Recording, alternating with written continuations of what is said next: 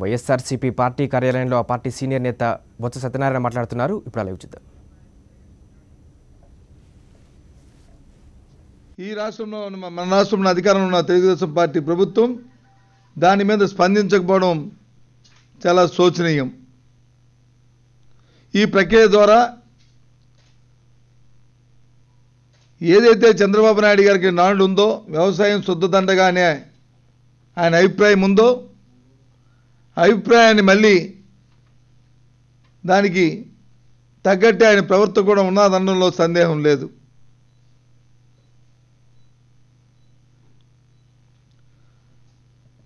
హిమాచల్ ప్రదేశ్ మాజీ ముఖ్యమంత్రి శాంతకుమార్ గారి ఆధ్వర్యంలో కేంద్ర ప్రభుత్వం కమిటీని వేసి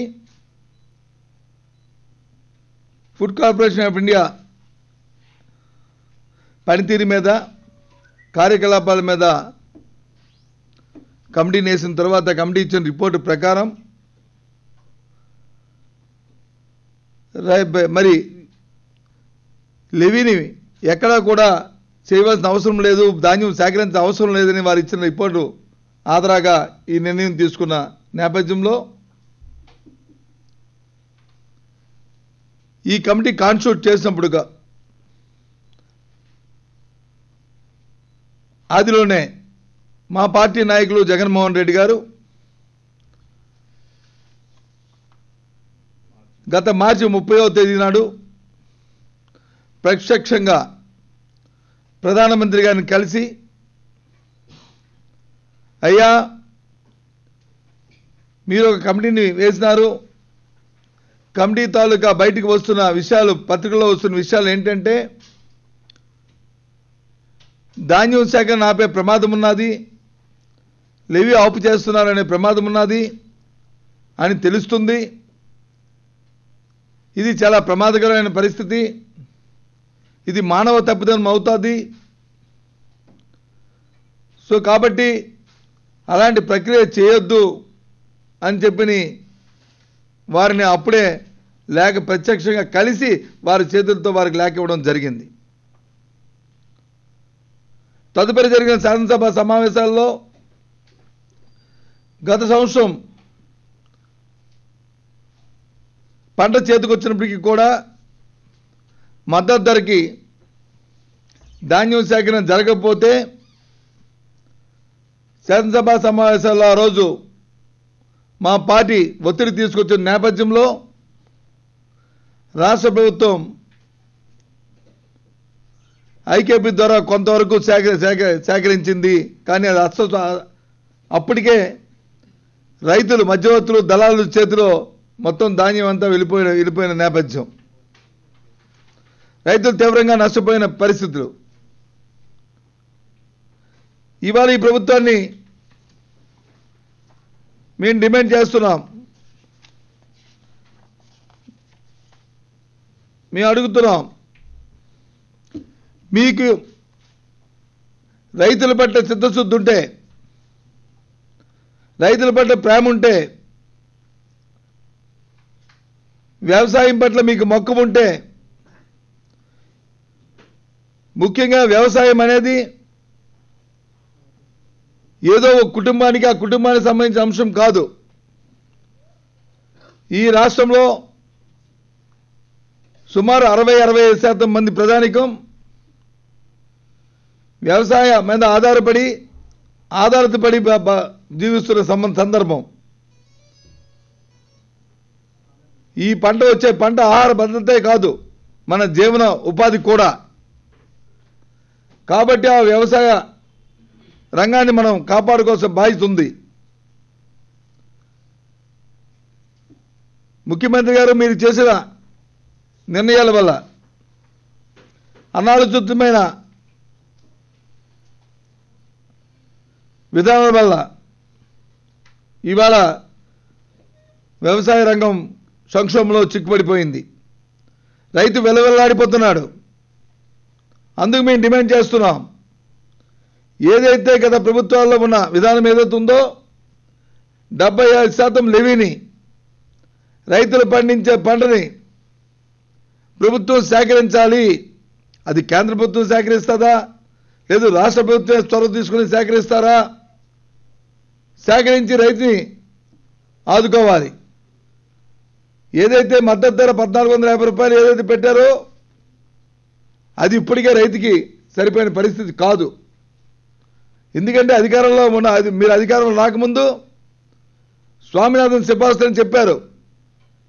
ఆ సిఫార్సుల్లో రైతు పండించే పంటకు అవుతున్న ఖర్చుకి సగం కలుపుకొని అది మద్దతు ధర నిర్ణయించాలని చెప్పారు. కానీ అది పక్కన పడేశారు. వాటిని ఆలోచించడం కూడా లేదు. అయినప్పటికీ కూడా ఇవాళ ఏదైతే అరకొరగా మీరు పెంచిన 50 రూపాయలు పెంచి 1,450 రూపాయలు ఏదైతే మద్దతు ధర ఉందో కనీసం అరకొర ధరకైనా సరే ఇవాళ మీరు మీ తాలూకా ఏజెన్సీని పెట్టి 75% లివి సేకరించాలనేది మా పార్టీ తాలూకా డిమాండ్. మేము అడుగుతున్నాం. దీంతో పాటు ఏదైతే 1,450 రూపాయలు సరిపోలేదు ఆ రోజు మీరు చెప్పిన మాట ఉందో దానికి మీకు నిజంగా వ్యవసాయం మీద కానీ రైతు మీద కానీ ప్రేమ ఉంటే మేము డిమాండ్ చేస్తున్నాం, వారికి బోనస్ను ప్రకటించండి.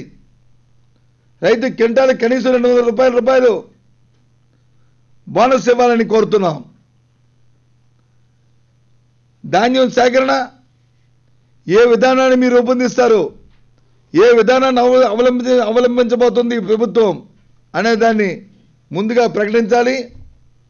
రైతుకు ధైర్యాన్ని కల్పించే పరిస్థితిని ఈ ప్రభుత్వం చేయాలని ఇవాళ డిమాండ్ చేస్తున్నాం. అంతేగాని మీరు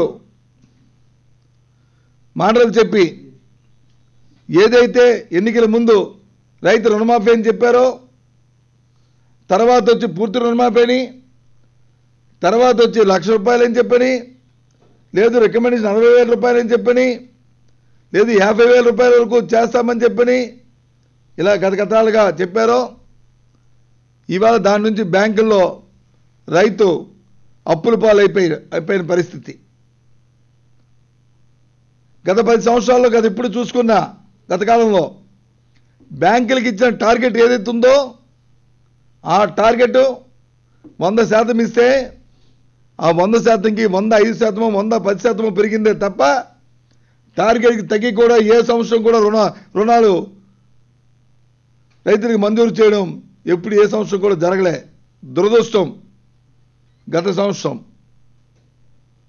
ఇప్పుడు జరుగుతున్న సంవత్సరం గత సంవత్సరం అయితే టార్గెట్కి ఇచ్చిన 100 రూపాయలు టార్గెట్ ఇస్తే 100 కోట్లు టార్గెట్ ఇస్తే 70% మాత్రమే టార్గెట్ అచీవ్ అవ్వడం రాష్ట్ర చరిత్రలోనే ఇప్పుడు కూడా జరగని పరిస్థితి. ఇలాంటి పరిస్థితుల్లో మీ అనాయకమైన ఆలోచనల వల్ల మీ తాలూకా సరైన దాని పర్యవేక్షణ లేపడం వల్ల ఇవాళ రైతు వ్యవసాయ సంక్షోభంలో పడింది. రైతు ఇబ్బందుల్లో పడుతున్న ఆ విషయం మీకు చేమకుట్టినట్టు కూడా లేదు.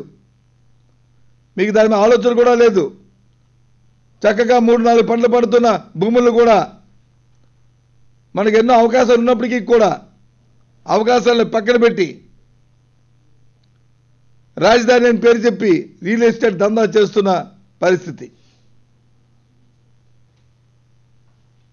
కాబట్టి ఇవాళ మీ అందరం ఇవాళ బాధ్యత గల ఒక ప్రతిపక్షంగా నిన్నటి రోజున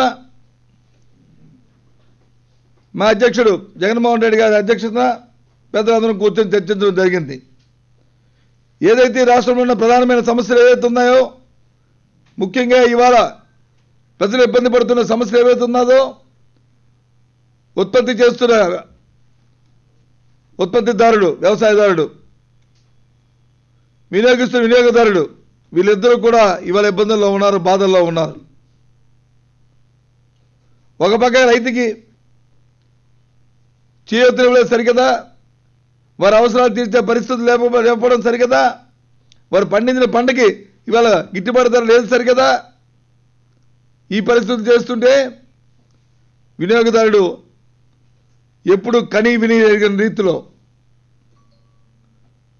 పప్పు 200 రూపాయలు, నూనె వచ్చి ఆకాశానికి అంటిపోయింది, ఉప్పు దొరకదు, ఉల్లిపాయ దొరకదు. ఈ ప్రజానికం ఎలా బతకాలని చెప్పి అడుగుతున్నాను. గాలి తిని బతకాలా చంద్రబాబు నాయుడు? ఎందుకు ఈ కక్ష, ఎందుకు ఈ క్రోధం, ఎందుకు ఈ విషయంలో ఈ రైతు మీద కక్ష కట్టారు? ఎందుకు వినియోగదారుడి మీద, ఈ సామాన్యుడి మీద ఎందుకు పగపూడావు? అసలు ఆలోచన చేస్తున్నారా అని అడుగుతున్నాను. ఈ ప్రభుత్వం చెమ్ముకుంటున్నట్లేదే.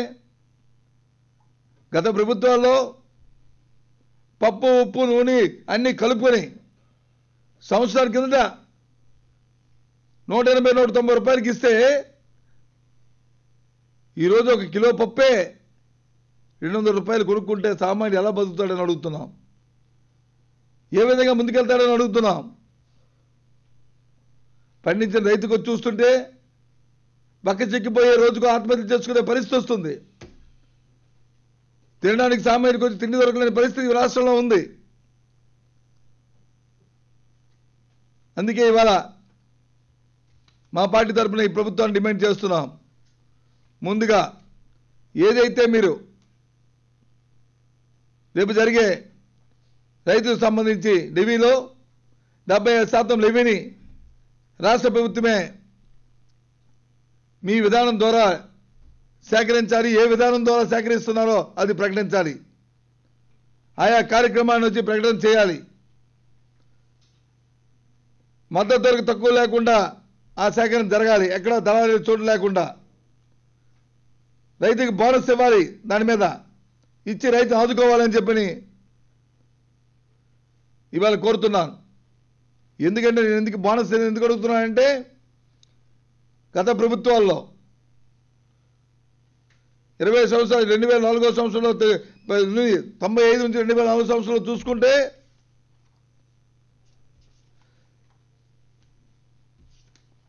ఏదైతే రైతుకి ఇస్తున్న ధాన్యానికి ఇస్తున్న మద్దతు ధర ఉందో 170 రూపాయలు మాత్రమే పెరిగింది. ఆ రోజు 360 రూపాయలు ఉండేది, అది వచ్చి 530 రూపాయలు అయింది ఆ 10 సంవత్సరాల కాలంలో. తదుపరి రాజశేఖర రెడ్డి గారి ప్రభుత్వం రాష్ట్రంలో వచ్చిన తర్వాత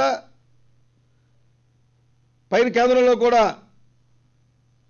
తన పార్టీ అధికారం ఉన్నప్పటికీ కూడా రాష్ట్రంలోని అందరు ముఖ్యమంత్రులు ఏదైతే ధాన్యం పండించే రాష్ట్రాలు ఏవైతే ఉన్నాయో అటు పంజాబ్ కానీ లేకపోతే వెస్ట్ బెంగాల్ కానీ తమిళనాడు కానీ అందరు ముఖ్యమంత్రులతో మరి సమీకరణ చేసుకొని ప్రభుత్వం ఒత్తిడి తీసుకొచ్చి మరి ఆ రోజు ఆ ధాన్యం ధరని మరి పెంచడానికి ప్రయత్నం చేసి 530 రూపాయల నుంచి మరి మొన్నటి వరకు చూస్తే సుమారు 1250 రూపాయల వరకు కూడా తీసుకెళ్ళడం జరిగింది. అంటే 10 సంవత్సరాలు, ఆ 10 సంవత్సరాల కాలంలో 170 రూపాయలు పెరిగితే ఈ 10 సంవత్సరాల కాలంలో సుమారు 700 రూపాయల పైన పెంచడం జరిగింది.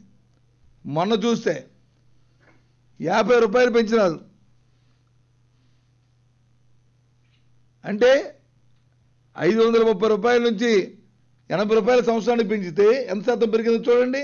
ఇప్పుడు వచ్చి 1400 రూపాయలు అంటే 1450 రూపాయలు చేస్తున్నారు. ఎంత శాతం పెరిగిందో చూడండి. ఇది రైతు తాలూకా పరిస్థితి, దుస్థితి. కనీసం ఈ ప్రభుత్వానికి చేమ కుట్టినట్టు కూడా లేదు. కాదు ఇది పెంచాలని చెప్పిన అడిగిన దాత కూడా లేడు. ప్రభుత్వానికి ఆలోచన కూడా రాలేదు. అది చాలా శోచనీయం. కాబట్టి మా ఆవేదన. కాబట్టి రైతుల పక్షాన ఈ ప్రభుత్వ విధానాలు ప్రకటన చేయాలి. లేని పక్షంలో రైతుల పక్షాన ఈ ప్రభుత్వంపై పోరాటం చేస్తాము. రైతుల పక్షాన పోరాటం చేసి రైతుకు మేలు జరిగే విధంగా మరి ప్రయత్నం చేస్తామనే విషయాన్ని ప్రజానీకానికి, రైతాంగానికి తెలియజేస్తూ ఏదైతే వినియోగదారులు పడుతున్న ఇవాళ ఇబ్బందులు ఉన్నాయో దానికి పార్టీ తీసుకున్న నిర్ణయం ప్రకారం మరి ఎల్లుండిన రాష్ట్ర వ్యాప్తంగా 2వ తేదీ నాడు అన్ని తహసీల్దార్ కేంద్రాల ముందు, నియోజకవర్గ స్థాయిలో ఉన్న తహసీల్దార్ కేంద్రాల్లో నిరసన తెలియచేయడం, ప్రభుత్వం మీద ఒత్తిడి తీసుకొచ్చి వినియోగదారుడి పట్ల ఉండడానికి మరి ప్రయత్నం మరి మా పార్టీ నిర్ణయం అని చెప్పి ప్రధానికాన్ని తెలియజేస్తున్నాం.